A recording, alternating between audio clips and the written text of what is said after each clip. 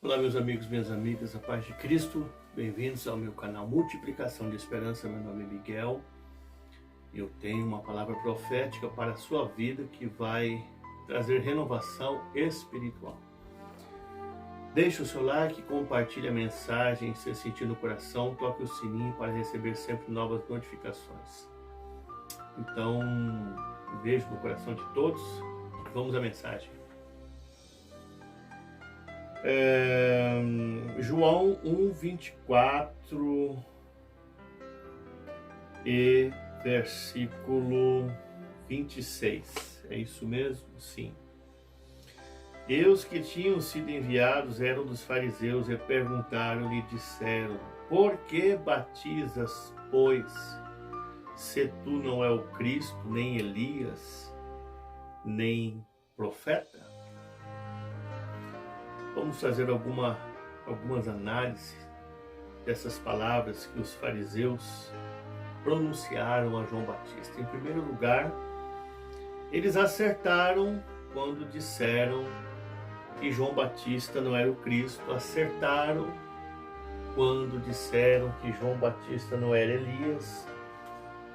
Mas erraram grosseiramente quando disseram que João Batista não era um profeta. Porque eles estavam diante de um profeta autêntico, genuíno,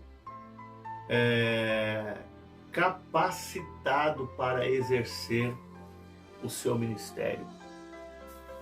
Eles estavam diante de um profeta que foi levantado por Deus, com muita autoridade. E João tinha muita propriedade para pregar a palavra de Deus no deserto. Então vejamos o que Jesus falou a respeito de João Batista em Mateus 11:7.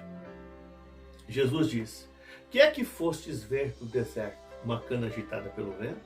Que é que fostes ver então? Um homem ricamente trajado?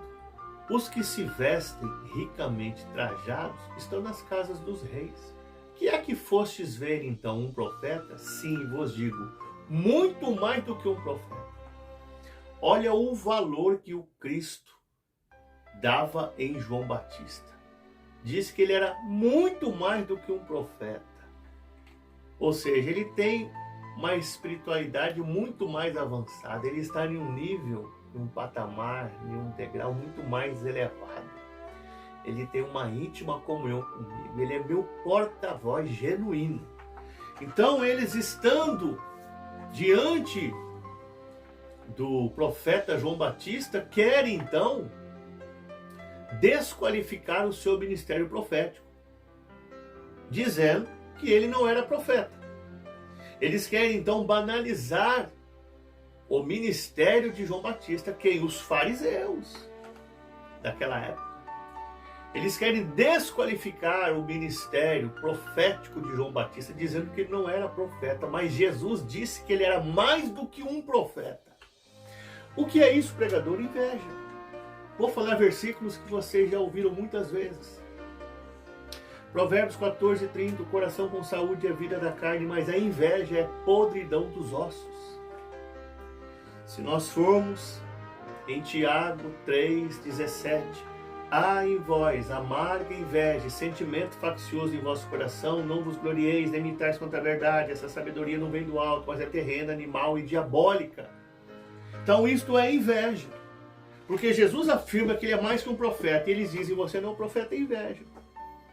E outra coisa, os fariseus estavam se indignando, não só porque João batizava sem autoridade eclesiástica, mas também porque João Batista está batizando de um modo contrário à prática dos fariseus. Em outras palavras, João não está nem se importando se eles concordam ou se eles não concordam. João não foi pedir permissão a eles. João não estava nem aí se eles aceitaram ou não aceitaram. João não foi pedir o aval deles. João estava lá confiante, exercendo o seu ministério, sem dúvida, sem medo, sem temor. no deserto. Ele estava pregando com autoridade porque ele sabia que quem tinha levantado ele garantia ele. Ele é um profeta autêntico do Senhor.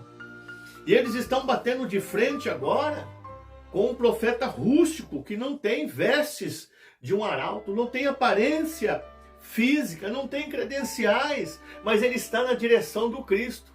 Eles têm roupas, eles têm vestes, carteirinha, credenciais, eles têm teologia, eles têm estudo, eles passaram em universidades, eles têm bacharel em teologia, eles se sentem capacitados em um outro nível, porém, sempre eles estarão sem a direção do Cristo. E esse aqui que eles consideram desqualificado, porque eles estavam olhando para a aparência de João Batista e não para o conteúdo dele. Esse está na direção do Cristo e eles sempre estiveram fora da direção do Cristo, porque Cristo cansou de dizer: ai de vós, escribas e fariseus, hipócritas. Vou dar um exemplo aqui, Mateus 23, 23. Que dais o dízimo, do endo, do hortelã e do cominho, mas negligenciais o mais importante da lei, que é fé, misericórdia e o amor. Ai de vós, escribas e fariseus hipócritas, que invadis as casas das viúvas com pretextos de longas orações. Então sempre ele falou: ai de vós, ai de vós, ai de vós. Ele sempre reprovou os escribas, os fariseus. Só que os escribas e fariseus hipócritas agora querem reprovar quem Deus está levantando. Porque eles sabem que o Senhor já os reprovava. Agora eles querem reprovar quem Jesus está levantando.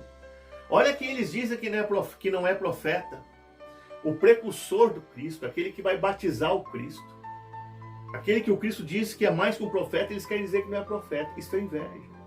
Você foi levantado por Deus, você está num deserto como João Batista, é desqualificado por muitos. Muitos estão desdenhando de você, menosprezando você. Muitos estão ridicularizando você só porque você está no deserto.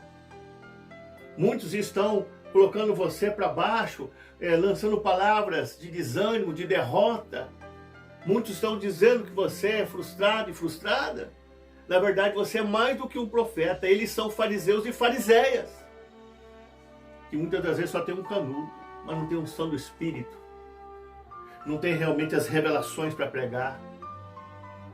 Não tem realmente conteúdo como João Batista. Então aqui nós vemos, eu estou cuidando do tempo, que os fariseus criticam o ministério de João, tentam desdenhar ao próprio João Batista, tentam reprovar o ministério dele. Certo? Agora nós vamos aqui para João 7, 29 e 30. E todo o povo que ouviu e os publicanos, tendo sido batizados com o batismo de João, justificaram a Deus. Mas os fariseus e os doutores da lei rejeitaram o conselho de Deus contra si mesmos, não tendo sido batizados por ele.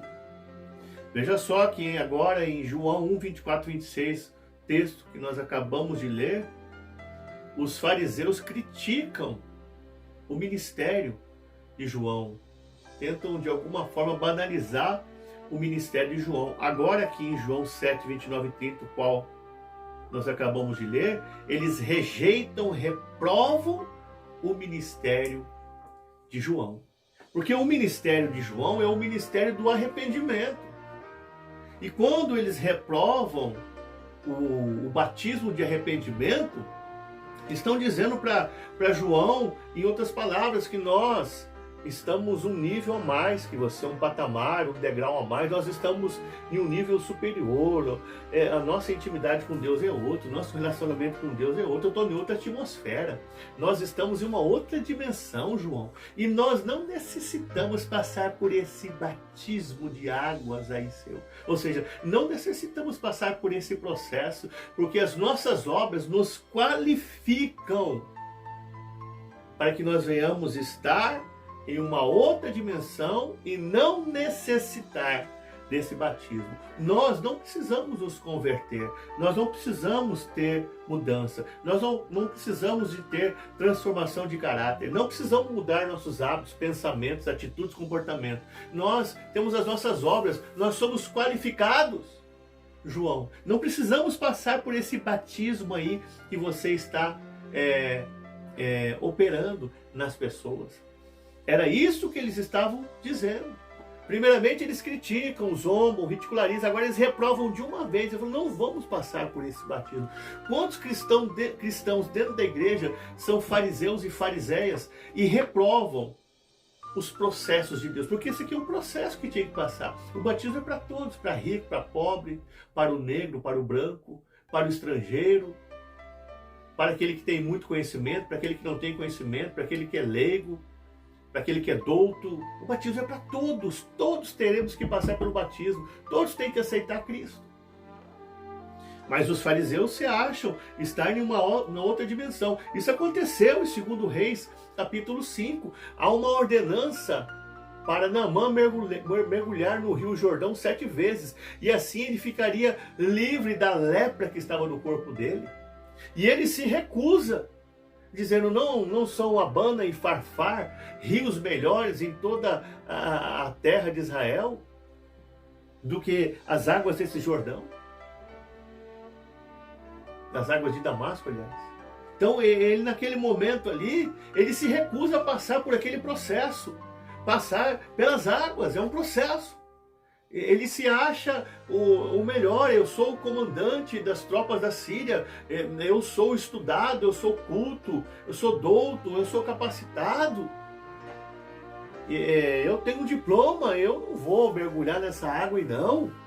No final ele acabou se rendendo, é claro, porque senão ficaria leproso, fedido. Aí ele se rendeu, mergulhou lá e a sua pele ficou como de um bebê. Mas os fariseus estão tendo o mesmo procedimento de Naamã.